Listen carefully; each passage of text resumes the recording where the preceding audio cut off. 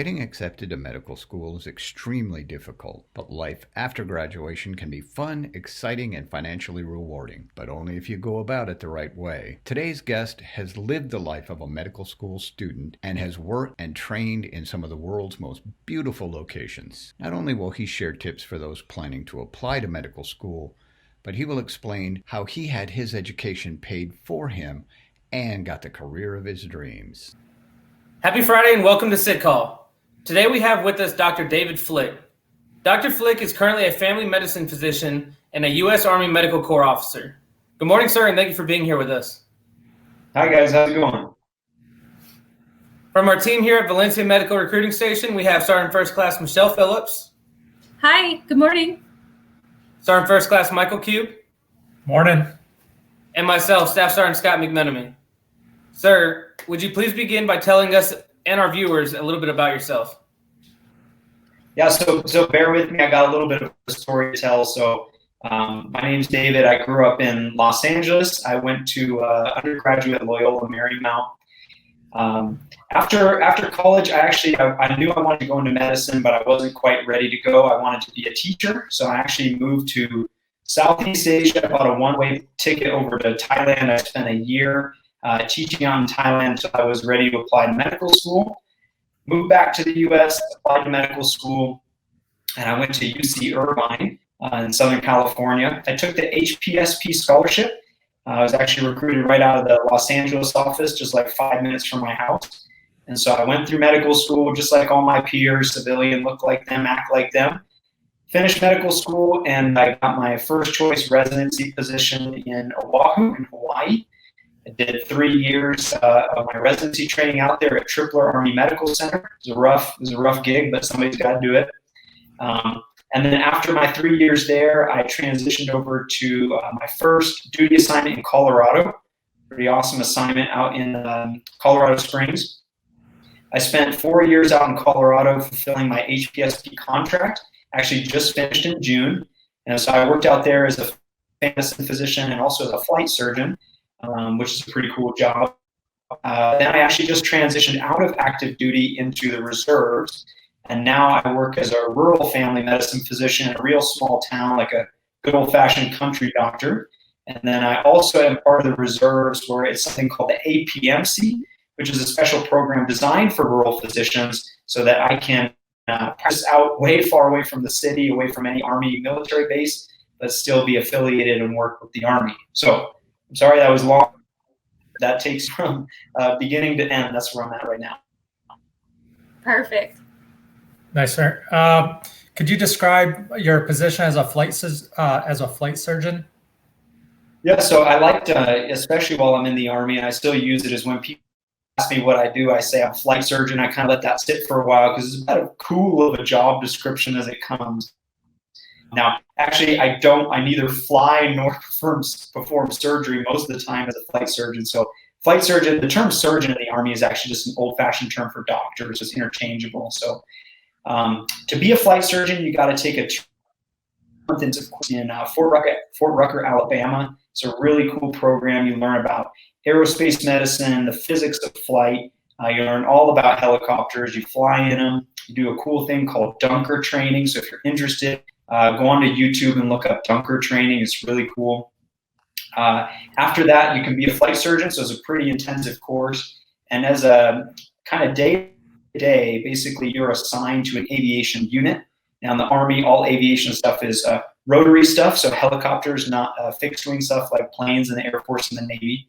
And so we take care of the flight team. So that's the pilots, the crew chiefs and engineers, the flight paramedics. So we have specialized training in order to understand what the rigors of flight are, and then we take care of that flight team. Hey, so with the field surgeon position, sir, is that an extra duty, or is that an actual position, or does it depend on where you're at? It depends, right? So there's lots of ways to get to a 62 Bravo as a field surgeon, and a 61 November as a flight surgeon. Basically the same type of billet. It's an operational slot, and so there's, about GMOs, so like people that don't match into a residency, they do a 1-year internship, they get their license, and then they go off to do like a tour of duty. So those guys are GMOs. They're flight surgeons, field surgeons, stuff like that. Any other specialty can request and go do that. Most people don't want to, because let's say you're like a general surgeon, right? You don't want to be a field surgeon because you'd just be doing primary care. You wouldn't be doing your specialty. But family medicine doctors and internal medicine doctors often will opt for an operational slot just because they may want a different experience, which was my choice. Was, I'd spent 3 years doing, classical family medicine in Hawaii, and I wanted to go like work with a team, work with a unit. And so I chose the operational route. And that position was the one that was at Fort Carson? That's right, yeah. And so I did that for like 3.5 years, and then basically I made a deal with the hospital commander to stay on there for 1 more year, so I didn't have to PCS before I got out. Back to Sergeant Waite, my absolute favorite recruiter of all time, right? This dude, like, one of the truest things he ever said was, you can be as hoo-ah as you want to be, which was a very good, simple statement of like what to do in the Army. Like, you can go jump out of planes if you want. You can go be a flight surgeon if you want, or you could do none of that, right? You could just be typical med-com, like, doesn't know what's going on in the Army. You met those guys. And, they hang out in the clinic and they do the hospital thing, and that's it. And they don't know how to Army, and that's fine, right? There's a total place for them in the Army. But I just wanted to dabble a little bit. Like, I wanted to be with the unit and see what the Army is like. I mean, aviation is not like infantry for sure, but still, like, if you want that experience, you can get it. Awesome. Sir, what was life like in an Army hospital as a doctor? That's a good question. I think a lot of people just don't know what to expect if they're going into Army medicine or they're thinking Army medicine. Honestly, I was a little bit hesitant about it myself, coming from a non-military background.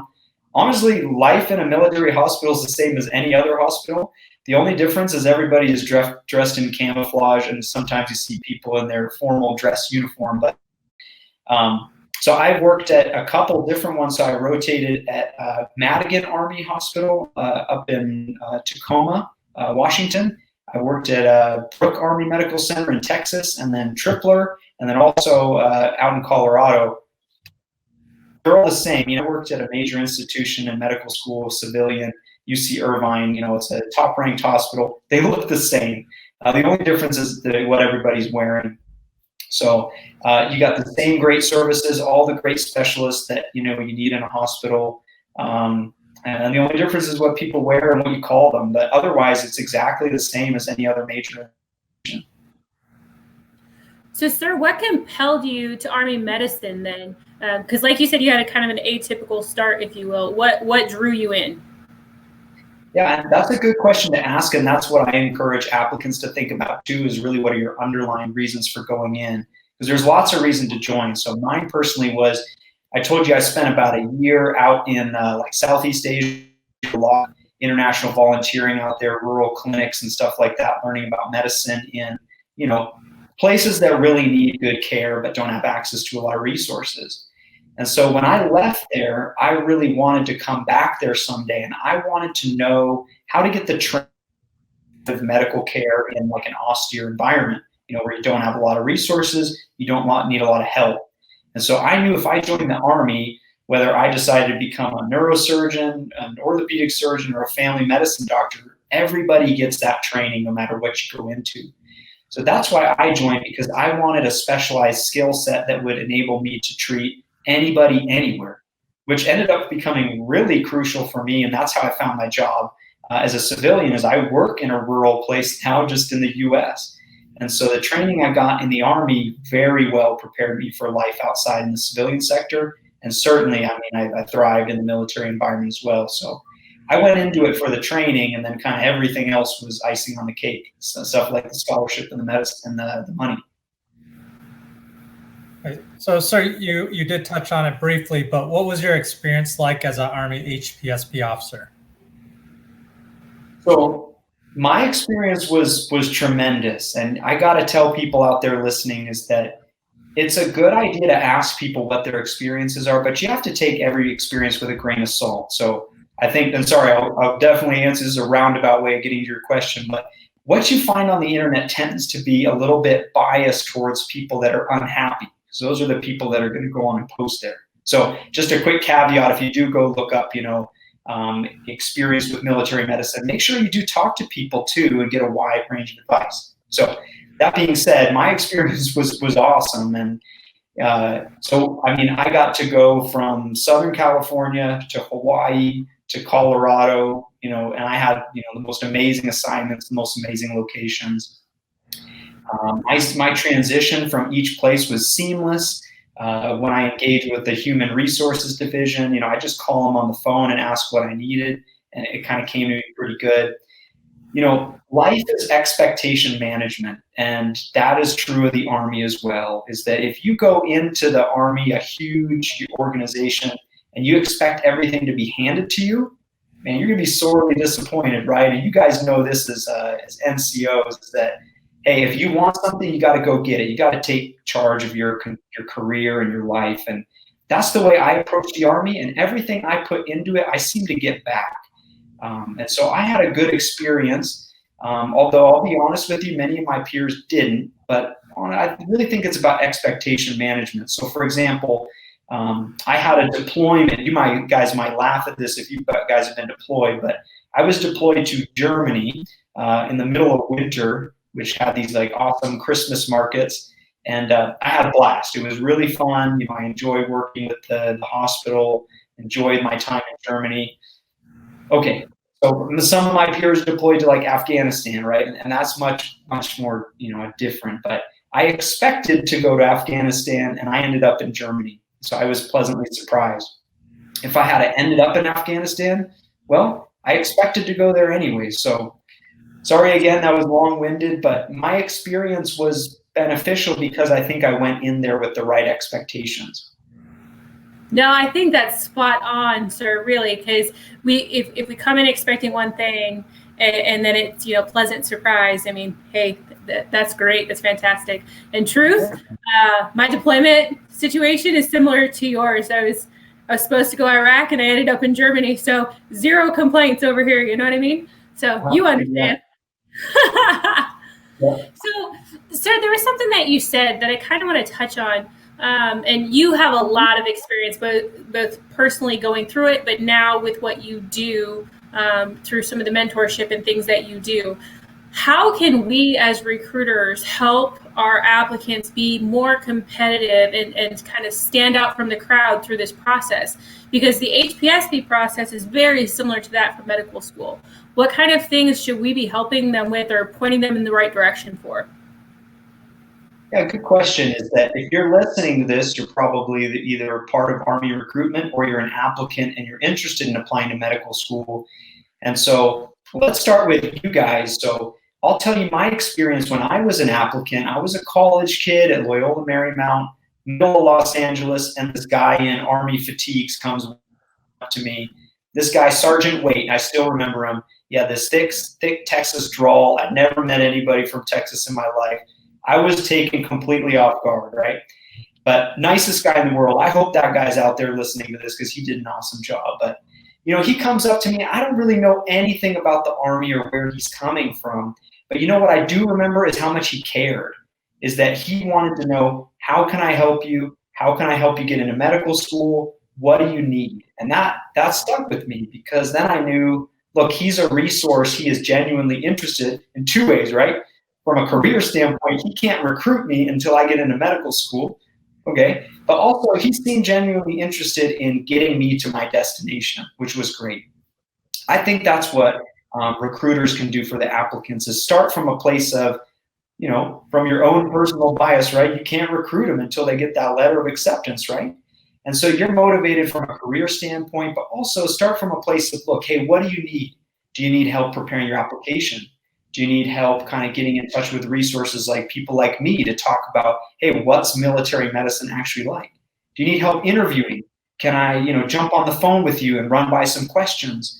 Do you need help writing a thank you letter? Whatever it is. And, some of the stuff that college kids like, anything free, right? We love free stuff, right? So whether it's pens or hats or shirts or, Army swag, like, that stuff, means something to college kids too. So I think starting from a place of, look, hey, just meet the applicant where they're at, right? what part of the application process are they in, and what can you help them with? Does that make sense? It does. No, that's perfect, sir. Spot on. Is there any way that an applicant can kind of make themselves stand out other than, you know, the usuals like community service and, you know, solid letters of recommendation? Is there anything else that, you know, boards kind of look for from these folks? Sure. And yeah, I should have caveated by saying, like, I do a lot of stuff outside of the reserves, which includes basically like a professional advisor for getting into medical school. So there's 5 parts of the application. There's community service, there's leadership, there's research, there's shadowing, and there is, what I'm missing there. So community service, clinical experience, shadowing, research, leadership. So those 5 things, and you can Google basically, you know, AMCAS or AAMC requirements for medical school and find those things. You should be building through those through every year of college, trying to build a complete resume. But some of the other things to stand out is, look, you know, 60% of people that apply to medical school don't get in, okay? So there's just a huge, you know, volume of people applying, and to set yourself apart, you may or may not have the resume, but look, when you find yourself at the time to apply, what can you do to help stand out? That's quality writing. That means putting together a thoughtful application. And that's something recruiters can help with too. Look, you just need somebody to kind of proof this stuff and make sure it's a flawless application. This is, you spent 4 years trying to apply to medical school, so please run it by somebody else and proof it for errors. The personal statement is like a mini interview. There are more than enough people with a perfect MCAT and a perfect GPA to get into all the medical schools, but that's not what medical school admissions teams are looking for. They're looking for people that are going to be great at the bedside, great doctors that are going to change lives and help patients. So push that forward in your personal statement. Take the chance to really introduce yourself as a person. What do you like? And what do you think you can accomplish in medicine? Those are some of the things that you can start with to really help set yourself apart. Well, that's fantastic, sir. Thank you. And that's a big part of what we wanted to kind of accomplish today, to have, you know, this open discussion about what these folks can look for, because we are hitting folks at different times in their application cycle, some super early, some, you know, that last minute right before, you know, med school starts sometimes. So we definitely appreciate your insight, sir, on this topic. But if there was one thing, a piece of advice that you could offer, you know, starting over, going back in, what would be that piece of advice that you would give to that newly commissioned officer moving forward? Yeah, a new officer. So somebody just starting off, I would tell them slow down and enjoy the process. So this is a marathon, whether it's, you know, applying to medical school is like a 1.5 year long process. You know, you've got all of medical school, all of your residency, all of your HPSP contract time. You got to slow down and enjoy it. Every step has its challenges, right? It's competitive to get in. It's competitive to get residency. It's competitive to get to the spot you want. But there's more to life than just the competition and the test scores and the applications. Is make sure that you're looking around yourself at the peers that you're involved with, your fellow officers, your fellow physicians, your NCOs, your staff. Learn from them, get to know them, and enjoy the process, because in a blink of an eye, I mean, here I am on the other side of this whole thing. And even still, I was very kind of conscious of the whole process, and yet I still wish I could go back and experience some of those moments. That's awesome. Awesome, sir. We appreciate you taking the time this morning to be here with us. Yeah, happy to. And with that, this will wrap up another episode. Thank you to our viewers for tuning in with us live. As always, we welcome your questions. You can comment below or on any of our other social media platforms. We hope everyone has a happy, healthy, and safe weekend. And we look forward to seeing you again next Friday at 10 a.m. here on Sick Call. Bye.